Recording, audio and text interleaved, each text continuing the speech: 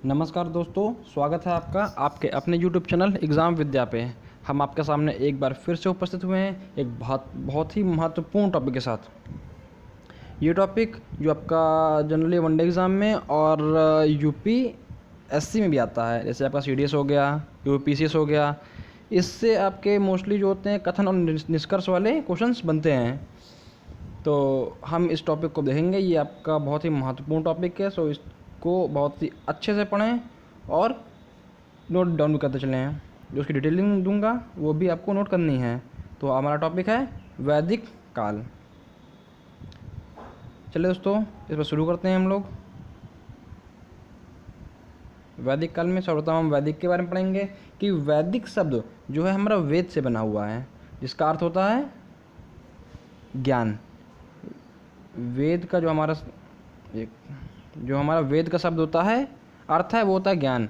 और जो वैदिक काल है हमारा सैंदो सभ्यता, यानी कि जो आपकी सिंधु घाटी सभ्यता थी के बाद एक नई सभ्यता बनकर उभरी या उसका जिसका उदय हुआ, उसे हम लोग वैदिक सभ्यता कहते थे या फिर उनसे आर्यों की सभ्यता कहते थे। क्योंकि इस सभ्यता में मोस्टली जो हमारे ईरान या मध्य एशिया से जो लोग आ रहे थे और आकर हमारे सिंधु घाटी के पास और बस गए थे। फिर वहाँ से धीरे धीरे करके हमारे पूरे मध्य भारत में बसते चले गए।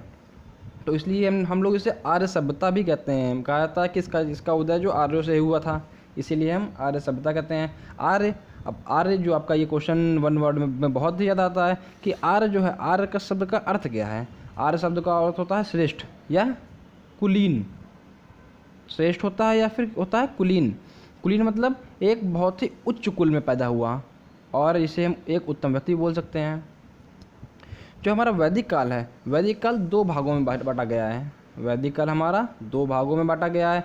पहला है ऋग्वैदिक अथवा पूर्व वैदिक काल, जो हमारा 1500 ईसा पूर्व। दोस्तों याद रखना, ये हमारा ईसा पूर्व है, ईस्वी नहीं है। ईसा पूर्व यानी कि बिफोर द जीसस क्राइस्ट, जो आपका ईसा मसीह जो थे प्रभु, उनका जो जन्म हुआ था उसके पहले की बात हो रही है कि उनके जन्म से 1500 साल पहले से 1000 साल तक आपका पूर्व वैदिक काल रहा। उसके बाद उत्तर वैदिक काल आया, जो कि हमारा 1000 ईसा पूर्व से 600 ईसा पूर्व तक रहा। इसके बाद हम आगे बढ़ते हैं तो हमारा आता है वैदिक काल। तो जो वैदिक काल है, वैदिक काल में हमारे वेदों की संख्या 4 थी। वेदों की संख्या 4 थी, सभी को पता होगा जनरली। ऋग्वेद है, यजुर्वेद है, सामवेद है और अथर्ववेद है।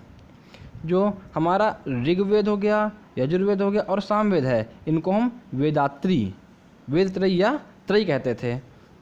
क्योंकि जो हमारा अथर्ववेद है ये सबसे बाद में आया था। पहले वेदों की संख्या 3 थी, बट अब जो वर्तमान में वेदों की संख्या 4 हो गई है। पहले हमारा ऋग्वेद था, यजुर्वेद था, सामवेद था। अब क्या हो गया, हमारे 4 वेद हो गए हैं। अब हम पढ़ेंगे ऋग्वेद के बारे में। ऋग्वेद जो हमारा ऋग्वैदिक काल है, जो ऋग्वैदिक काल का उल्लेख जो है मोस्टली हमारा ऋग्वेद से मिलता है। यानी कि जितना भी हमारा ऋग्वैदिक काल के बारे में हमें बताया गया है, अभी जाना गया है, वो हमारा ऋग्वेद से ही उसके बारे में पूरी जानकारी प्राप्त होती है।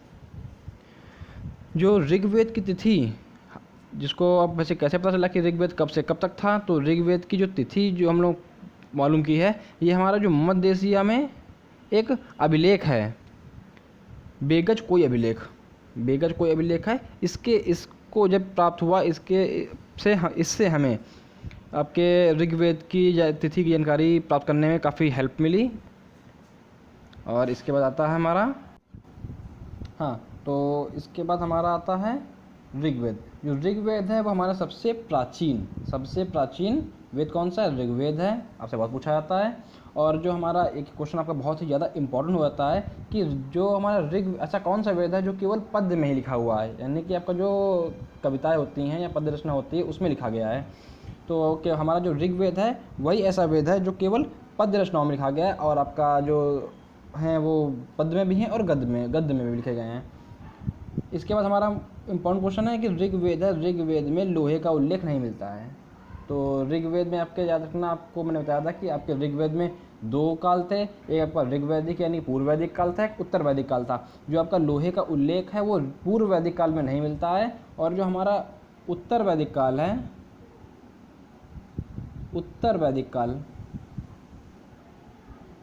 उत्तर वैदिक काल में आपका लोहे का उल्लेख मिलता है। ये आप याद रखिएगा, बहुत ही ज़्यादा ज़रूरी है कि पूर्व वैदिक काल में लोहे का उल्लेख नहीं मिलता, बट उत्तर वैदिक काल में हमारा मिलता है। इसके बाद हमारे कुछ वैदिक काल की नदियों के बारे में जो नाम दिए गए हैं कि जो हमारी ये नदियाँ थी इनका प्राचीन नाम था, यानी कि ऋग्वेद में इनको हम क्या बोलते थे, ऋग्वैदिक काल में क्या बोलते थे, और जो आज प्रेजेंट टाइम में हमने क्या बोलते हैं। तो हमारे जो अभी जो प्रेजेंट टाइम में नदी है चिनाब, उसको हम बोलते थे अस्कनी बोलते थे। जो हमारी व्यास है उसको हम बोलते थे विपाशा। रावी नदी को पुरुषनी बोलते थे। झेलम को वितस्ता बोलते थे। सतलज को सुतुद्री बोलते थे। काबुल जबकि अफगानिस्तान में इस वक्त हो गया है कुंभा बोलते थे। कुर्रम को कुर्मू बोलते थे। और नर्मदा को बोलते थे रेवा। गंडक को हम सदा नीर बोलते थे और घग्घर नदी को दृष्टद्योति बोलते थे। इसके अलावा हमारा एक बहुत ही इम्पोर्टेंट है जो हमारा है अरब सागर। अरब सागर को हम लोग प्राचीन काल में परावत बोलते थे।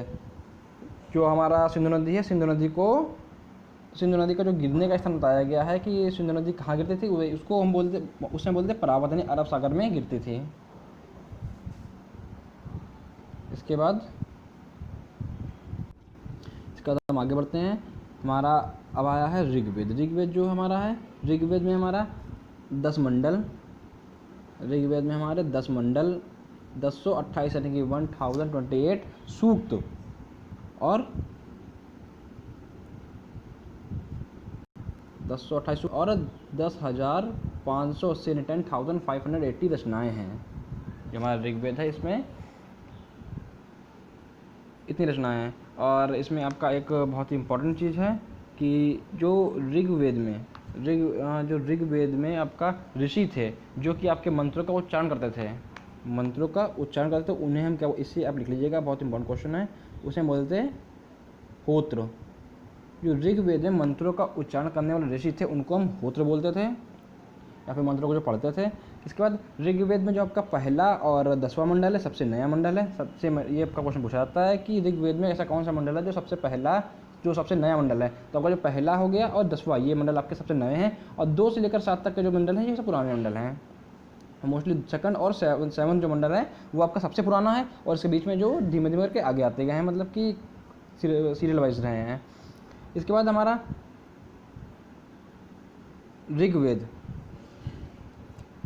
ऋग्वेद का तीसरा मंडल जो है, जो आप पढ़ते हैं, सभी लोग मोस्टली पढ़ते होंगे, पर गायत्री मंत्र पढ़ते होंगे। तो गायत्री मंत्र ओम भूर्भुवः स्वः जो है आपका, वो ऋग्वेद के ही तीसरे मंडल से लिया गया है। और जो ये आपका गायत्री मंत्र है, ये आपका सविता, यानी कि जो उस समय जो हम सविता बोलते हैं, प्रेजेंट टाइम के जो बोलते हैं हम सूर्य देवता, उनको समर्पित है। ऋग्वेद के जो 9वां मंडल है उसमें 114 मंत्र हैं, और 114 मंत्र जितने भी सबके सोम, जो सोम एक देवता थे जिन्हें हम पृथ्वी का देवता बोलते थे, पृथ्वी के देवता को हम सोम बोलते थे। तो जो 114 मंत्र हैं सबके सब सोम देवता को समर्पित हैं। जो हमारा 10वां मंडल है वो जो हमारा जो 10वां मंडल है वो हमारा चातुर्वर्ण समाज पर आधारित है। जो 10वां मंडल है, जब सबसे नया मंडल था हमारा, वो चातुर्वर्ण समाज पर आधारित था। जैसे कि हम बोलते हैं ना ब्राह्मण वैश्य, ब्राह्मण क्षत्रिय वैश्य शूद्र। तो इसमें उस समय हम एक मानव को विराट पुरुष के रूप में मानते थे, जिसमें विराट पुरुष की जो मुख होता था वो मुख आपका ब्राह्मण होता था। जो आपकी भुजा यानी कि हाथ होते थे वो आपका क्षत्रिय होते थे।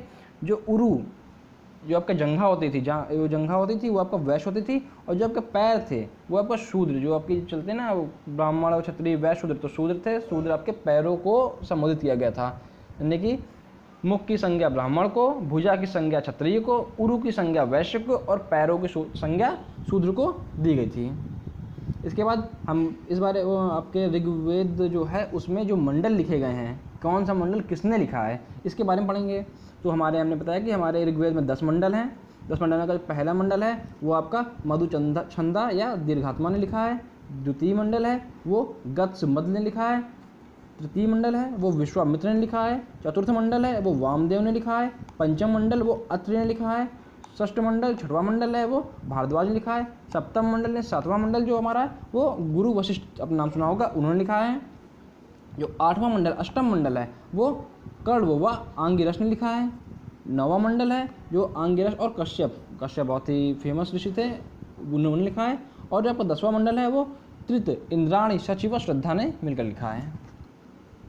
इसके बाद हम आगे आते हैं तो हमारा जो वेद हैं, वेद के 4 भाग होते हैं। आपका 4 भाग में कौन कौन सा? आपका संहिता, ब्राह्मण ग्रंथ, आरण्यक और उपनिषद। आपके वेद के 4 भाग होते हैं कि प्रत्येक वेद, हमारे 4 वेद थे, ऋग्वेद, यजुर्वेद, सामवेद और अथर्ववेद। इसमें हमारे हर वेद के 4 पार्ट होते हैं, संहिता, ब्राह्मण ग्रंथ, आरण्यक और उपनिषद। जो ऋग्वेद है, ऋग्वेद के आपके 2 ब्राह्मण ग्रंथ हैं, ये आपका बहुत ही इंपॉर्टेंट है, ये आपसे पूछ लिया जाता है, वनडे एग्जाम में भी मोस्टली पूछ लिया जाता है। तो जो ऋग्वेद थे इसके हमारे 2 ब्राह्मण ग्रंथ हैं, आपका ऐतरेय और कौशिकी, ये आपका 1 है, और सांख्यायन आपका 2 है।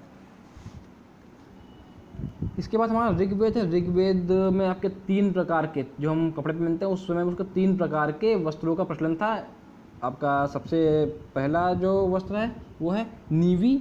जो नीवी था वो आपका कमर के नीचे पहनने जाने वाला था, जैसे कि आप हम लोग इसमें पैंट या जीन्स वगैरह पहनते हैं, लड़कियां सलवार पहनती हैं या साड़ी होती है। तो उस समय कमर के नीचे पहने जाने वाले वस्त्र को नीवी बोलते थे। वासस जो था वो कमर के ऊपर पहने जाने वाला वस्त्र था, जैसे कि हम लोग शर्ट पहनते हैं आजकल, टी शर्ट पहनते हैं वैसे ही। और आदिवासस जो आपका ओढ़नी या स्टॉल बोल सकते हैं, दुपट्टा बोल सकते हैं, तो ओढ़नी को उस समय आदिवासस बोलते थे। ऋग्वेद से पता चलता है हमारा कि समाज में सती प्रथा का प्रचलन कहीं भी नहीं है। तो जो हमारे समाज में आपका जो राजा राम मोहन राय ने आपकी सती प्रथा को बहुत विरोध किया था, तो जो ऋग्वेद से उस समय इस प्रथा का कोई प्रचलन नहीं मिलता, यानी कि ये आपका ये सती प्रथा का प्रचलन बाद में हुआ है। जो आक्रमण होते थे या जो आक्रांता होते थे, आते थे अपने इंडिया में और जो बलात्कार करते थे या फिर रेप करते थे बोल सकते हैं, तो उसके डर से आपका सती प्रथा का प्रचलन संभवतः तब से शुरू हुआ हो। बट जो हमारा जो ऋग्वेद है उसमें हमारे सती प्रथा का कोई भी प्रचलन या फिर कोई वर्णन नहीं मिलता है। फिर जो हमारा गोत्र, जो जैसे कि मोस्टली जो हिंदू समुदाय के लोग होते हैं जाते हैं पंडित के पास जाते हैं, तो वो पंडित आपसे पूछते हैं आपका गोत्र क्या है। तो जो गोत्र शब्द है उसका उल्लेख सर्वप्रथम इसी वेद में मिलता है। इसके बाद हम आते हैं हम ऋग्वेद में देवताओं के बारे में बात करते हैं। तो ऋग्वेद में 3 प्रकार के देवताओं का उल्लेख होता है, यानी कि ऋग्वेद में 3 प्रकार के देवताओं का उल्लेख होता है। जो आपके देवता हैं ऋग्वेद में हर मतलब अलग अलग लोक में 3 प्रकार के देवता थे, और 3 प्रकार के देवता में एक लोक में 11 देवताओं का उल्लेख मिलता है। तो 3 लोग थे, 33 देवता हो जाते हैं। तो इसमें आपके सबसे पहले थे एक पृथ्वी के देवता। पृथ्वी के देवता में आपके पृथ्वी हो गए, अग्नि हो गए, बृहस्पति हो गए और सोम वही वाले हैं जो इनका उच्चारण 114 बार हुआ है। आपके ये आकाश के देवता हो गए। आकाश के देवता में आपका वरुण हो गया, सूर्य हो गया, मित्र हो गया, पूषण हो गया, विष्णु और अश्विन हो गया। ये आपके आकाश के देवता हैं। और अंतरिक्ष के देवता, तो अंतरिक्ष के देवता में आपके इंद्र हो गए, पुनर्जन्य हो गए, रुद्र हो गए, आप हो गए और वायु हो गए। ये आपके अंतरिक्ष के देवता हैं। इंद्र, जो आपके इंद्र देवता हैं, इंद्र को विश्व का, इसमें ऋग्वेद में इंद्र को विश्व का स्वामी बोला गया है। इसके बाद इन्हें पुरंदर भी बोला गया है। इनको पुरंदर की उपाधि या फिर उपाधि से सम्मानित किया गया है। पुरंदर का अर्थ होता है किलो को तोड़ने वाला। किले को तोड़ने वाले को हम क्या बोलते हैं? पुरंदर बोलते हैं। और जो आपके इंद्र हैं, इंद्र देवता को आपके जो हमारे जो आर्य थे उनको उनके युद्ध का देवता मानते थे। युद्ध का देवता, युद्ध का नेता, तो उनको युद्ध का नेता मानते थे कि इनको भगवान इंद्र को। और जो ऋग्वेद है इसमें सबसे ज़्यादा बार आपका इंद्र देवता का ही नाम उल्लेख हुआ है, यानी कि सबसे ज़्यादा जो मंत्र बोले गए हैं उस सूक्त या मंत्र बोले गए हैं उन सूक्त में करीब 250 बार यानी 250 टाइम्स आपका इंद्र देवता का उल्लेख हुआ है। और आपके अग्नि देवता हैं, इनका सेकंड नंबर पे नाम आता है। इनका जो नाम है लगभग 200 बार आता है। और ये उस समय के दूसरे प्रमुख देवता थे, लेकिन सेकंड नंबर के प्रमुख देवता थे। अगर हम थर्ड नंबर की बात करें तो थर्ड नंबर के देवता हमारे वरुण देव थे। ये वरुण देवता यानी कि जल का देवता इन्हें बोलते हैं। और इंद्र का देवता है, इंद्र देवता थे, इन्हें हम वर्षा का देवता भी बोलते थे। इसके बाद हमारा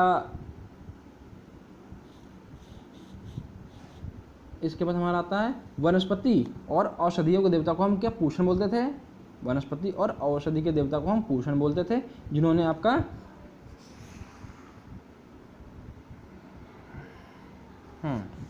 तो जो वनस्पति के देवता थे उन्हें हम पूषण बोलते थे। और जंगल की देवी थी, जंगल की देवी को हम अरणी बोलते थे। और जो जंगल एक आपका वेद के भाग होते हैं अरण्यक, तो उसी से संबंधित है अरण्यी। तो अरण्यी जो है वो आपकी जंगल की देवी थी। और ज्ञान की देवी उस समय हम सरस्वती को मानते हैं, सरस्वती जी को हम ज्ञान की देवी मानते हैं। ऋग्वेद, फिर हम नेक्स्ट आते हैं तो आपका जो ऋग्वेद सिंधु सभ्यता में, यानी कि सिंधु घाटी सभ्यता में, ऋग्वेद में सिंधु घाटी सभ्यता के बारे में 7 नदियों का उल्लेख किया गया है। इसमें आपकी सरस्वती, विपाशा, पुरुषणी, वितस्ता, सिंधु, सुतुद्री और अस्कनी ये नदियां हैं। जो 7 नदियां का उल्लेख किया गया है ये आपकी 7 नदियां हैं। सरस्वती हो गई, विपाशा हो गया, पुरुषणी हो गई, वितस्ता हो गया, सिंधु हो गई, सुतुद्री और अस्कनी। ऋग्वेद का जो उपवेद है वो आयुर्वेद है। ऋग्वेद का जो उपवेद है वो आयुर्वेद है। ये सब क्वेश्चन बहुत ही इंपॉर्टेंट है, इसे कृपया नोट करते चलें, क्योंकि ये क्वेश्चन है आपके मोस्टली ऋग्वेद से क्वेश्चन आपका डायरेक्टली 1 वर्ड में तो आ ही जाता है, और लेकिन इससे जो मोस्टली जो क्वेश्चन आते हैं, जैसे कि आपके CDS या UPSC एग्जाम्स में आते हैं, वो आपके कथन और निष्कर्ष के बारे में आते हैं। तो आप इनको नोट डाउन करते चलें जिससे कि आपको उसमें प्रॉब्लम ना हो। फिर जो हमारा ऋग्वेद में यमुना जी हैं, यमुना नदी, ऋग्वेद में यमुना नदी का 3 बार उल्लेख आया है। ऋग्वेद में यमुना नदी का 3 बार उल्लेख आया है। और जो सिंधु नदी है, सिंधु नदी की बात करें, इंडस रिवर, तो सिंधु नदी का सबसे ज़्यादा बार नाम आता है आपके ऋग्वेद में, यानी कि ऋग्वेद में आपका सिंधु नदी का सबसे ज़्यादा बार नाम आता है। और इसे आर्थिक महत्व के कारण, क्योंकि मोस्टली जो आपकी आर्य सभ्यता थी वो सिंधु नदी के पास ही बसी थी, इसलिए इसका आर्थिक महत्व ज़्यादा था। तो आर्थिक महत्व के कारण इसे हम हिरण्यी बोलते हैं, इसे हम हिरण्यी भी बोलते हैं। ऋग्वेद जो है उसकी सबसे पवित्र नदी आपकी है सरस्वती नदी है। सरस्वती नदी जो हमारी है वो ऋग्वेद काल की सबसे पवित्र नदी है। और जो हमारा ऋग्वेद में है, ऋग्वेद में हमारे पूजा और प्रार्थना पर बहुत ही ज़्यादा जोर दिया गया था। उस समय लोग पूजा और पाठ में ज़्यादा मन लगाते थे। इसके बाद जो ऋग्वेद का जो 10वां मंडल है, ऋग्वेद के 10वें मंडल में पुरुष सूक्त से, किससे, ऋग्वेद के 10वें मंडल के पुरुष सूक्त से आपका शूद्र, जो आपका ब्राह्मण, क्षत्रिय, वैश्य, शूद्र था, तो 10वें मंडल के पुरुष सूक्त से शूद्र शब्द का उल्लेख मिलता है। और जो ये हमारे यमुना का 3 बार था और गंगा का 1 बार उल्लेख मिलता है हमारे ऋग्वेदिक काल में। दोस्तों कैसा लगा हमारा ये वीडियो, क्योंकि ऋग्वेद छोटा नहीं है, बहुत ही बड़ा है, तो इसे एक बार में कवर करना बहुत ही मुश्किल था, और एक बार में कवर करने से वीडियो बहुत ही लंबा हो जाता है। तो मैंने सोचा कि इसे सेकंड पार्ट में कवर करेंगे। तो तब तक के लिए आप इसे देखिए और इसके नोट्स बनाइए, जिससे आपकी हर एग्ज़ाम में हेल्प हो सके। तो उसी के साथ हम आपसे विदा लेते हैं और मिलते हैं नेक्स्ट वीडियो में ऋग्वेद के सेकंड पार्ट में। सो जय हिंद, जय श्री राम।